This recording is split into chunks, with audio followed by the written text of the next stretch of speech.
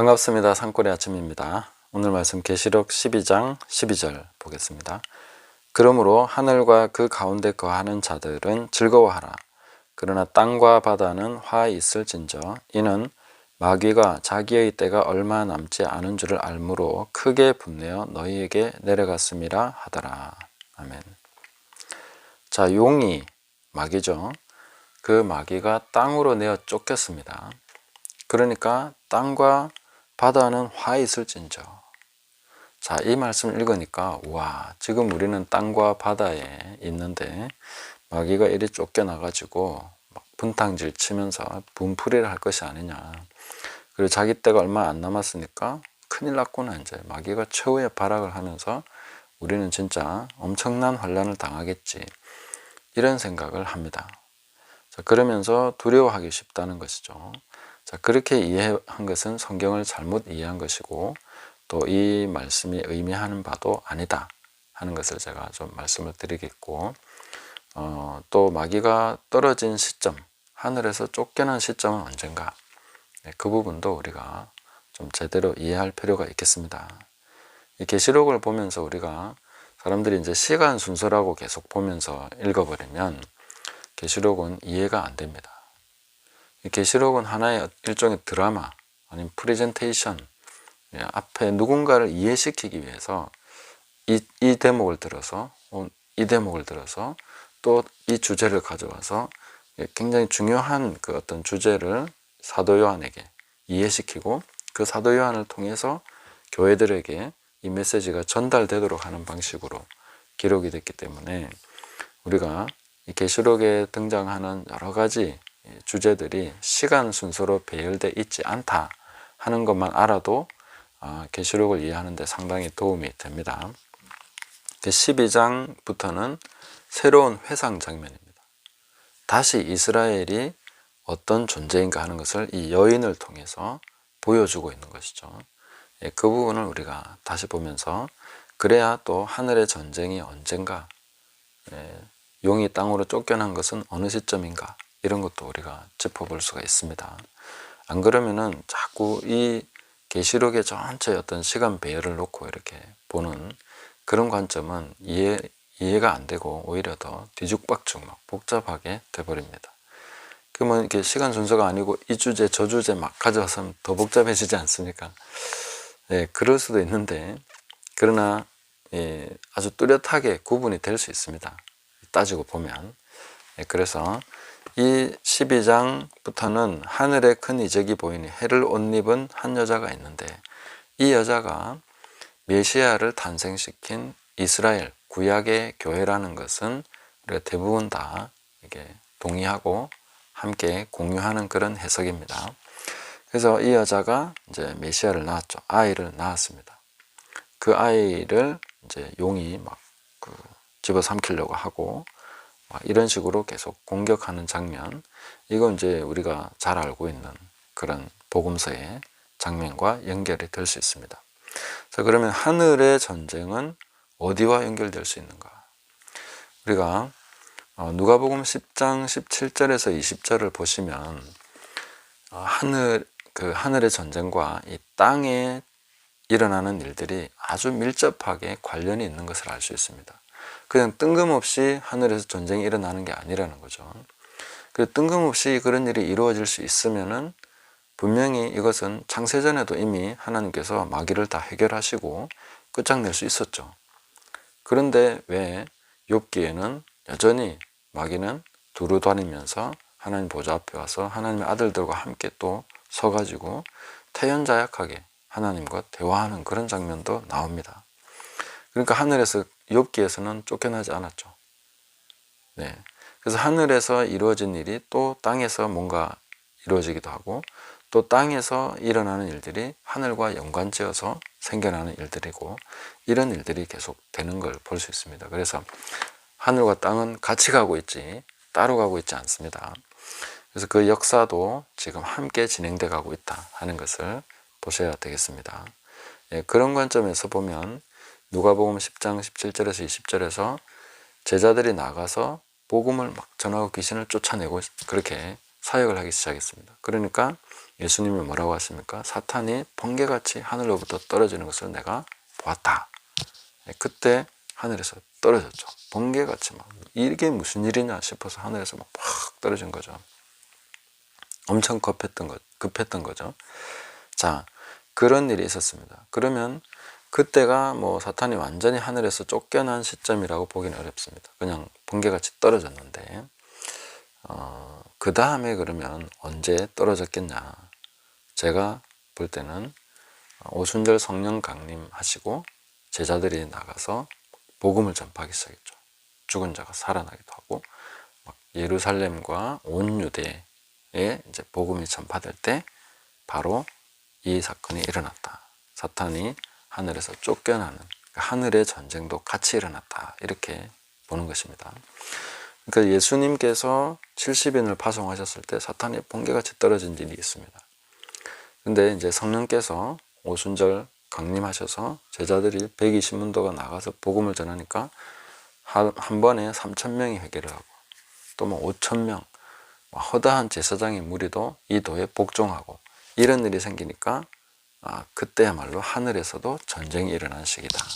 그것을 연결시켜 볼 수 있는 것이 바로 다니엘서 12장 1절 말씀인데 제가 한번 읽어드리겠습니다.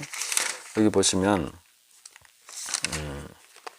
그때에 내 민족을 호위하는 큰 군주 미가엘이 일어날 것이요 또 환란이 있으리니 이는 개국 이래로 그때까지 없던 환란일 것이며 그때 내 백성 중 책에 기록된 모든 자가 구원을 받을 것이라. 이게 대대적인 구원의 사역이 일어나고 역사가 일어날 때 내 민족을 호위하는 큰 군주 미가엘의 전쟁은 유대 민족과 관련이 있습니다. 그래서 미가엘이 일어나서 이제 하늘에서 전쟁을 일으켰다 하는 것은 이 복음이 온 유대에 전파되는 유대 민족의 구원과 관련이 있었고 그 일이 이제 바로 이 사건이다. 계시록 12장에 기록된 이 사건이다 하는 것을 연결시키는 것은 매우 자연스럽다고 생각합니다. 그래서 이렇게 해석이 되고 나면 그 다음에 이 사건이 앞으로 뭐 이제 마지막 때에 대해서 일어날 일로 막연하게 생각할 것이 아니라 바로 그 시점에 이 일이 일어났고 그래서 이 땅으로 쫓겨나서 이제 마귀가 활동하고 있다 하는 것을 우리가 이해해야 되는 것이죠. 그걸 어떻게 알 수 있습니까? 계시록 2장 13절을 보시면 마귀의 권좌가 이제 땅에 있는 걸 볼 수 있습니다. 하늘에는 이제 있을 자리가 없어진 거죠. 그러니까 그 권좌가 어디 있습니까? 2장 13절에 보면 내가 어디에 있는지를 내가 아노니 거기는 사탄의 권좌가 있는 데라. 내가 내 이름을 굳게 잡아서 내 충성된 증인 안디바가 너희 가운데 곧 사탄이 사는 곳에서 죽임을 당할 때에도 나를 믿는 믿음을 저버리지 아니하였도다. 사탄이 자기 때가 얼마 남지 않았다는 것을 안다는 것은 복음이 땅끝까지 전파되고 하나님의 나라의 복음이 땅끝까지 전파되리니 그제야 끝이 오리라. 이 복음이 전파되는 것과 사탄의 자기 때와 관련이 아주 밀접합니다. 그래서 오순절 성령 강림 이후로 복음이 강력하게 전파될 때 사탄이 하늘에서 떨어진 거죠. 미가엘이 유대민족을 위해서 전쟁을 일으켰습니다. 자, 그 민족을 호위하는 미가엘을 위해서 그 제압당했고 이제 땅으로 내려왔습니다. 복음이 이제 막 사방으로 번져가니까 사탄이 급한 거죠. 그래서 버가모에 자기의 권좌를 차려놓고 거기서 지금 살고 있다 이렇게 얘기해주고 있는 것입니다. 그러니까 땅에 있는 것이죠. 자, 그러면 그 다음에 우리가 읽었던 본문 12장 그 12절부터 이 부분은 그러면 어떻게 봐야 되느냐? 그 하늘과 그 가운데 있는 자들은 즐거워하라. 물론 즐거워해야죠. 근데 땅과 바다는 화 있을진저. 와, 큰일 났구나. 우리는 땅과 바다에 있는데. 이래 생각하면 이제 성경을 잘못 본 거죠. 왜냐하면은 하늘과 그 가운데 있는 자들이 누구냐? 즐거워해야 될 자들이 누구냐? 바로 우리들입니다. 아니, 지금 이 땅에 살고 있는 우리가 하늘과 그 가운데 거하는 자들입니까? 이렇게 물어본다면 맞죠. 우리가 바로 그 사람들입니다. 왜 우리가 그렇게 볼 수 있습니까? 빌립보서 3장 20절에 뭐라고 했습니까? 그러나 우리의 시민권은 하늘에 있는 자라. 거기로부터 구원하는 자 곧 주 예수 그리스도를 기다리는. 우리 시민권은 하늘에 있습니다.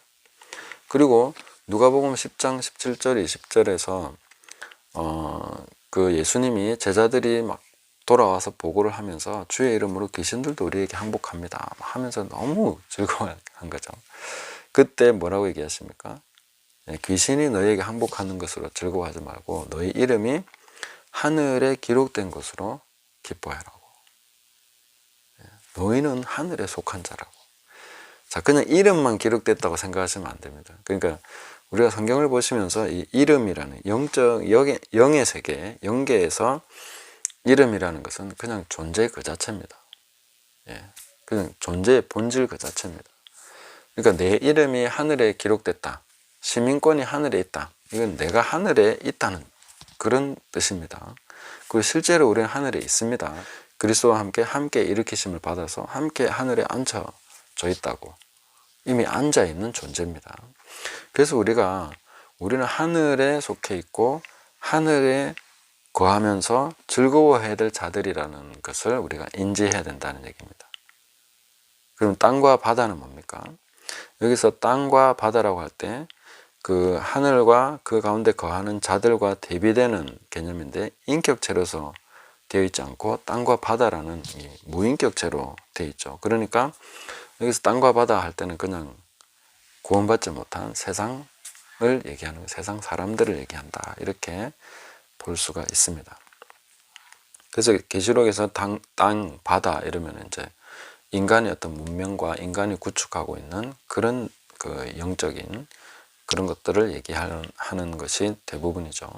그래서 이 부분은 조금 상징적 해석이 필요하다 이렇게 볼 수 있습니다. 자, 그래서 사탄이 쫓겨난 시점은 베드로가 설교를 하고 수많은 사람들이 회개하고 제자가 되고 또 허단 제사장의 무리도 복종하고 이럴 때에 바로 미가엘의 전쟁이 하늘에서 동시에 같이 진행됐다. 그래서 사탄이 쫓겨나서 이제 버가모에 권자를 차려놓고 복음의 그 확산을 막고자 자기 때를 지켜내고자 조금이라도 지연시키려고 노력하고 있는 그런 모습들을 보여주고 있다 하는 것입니다.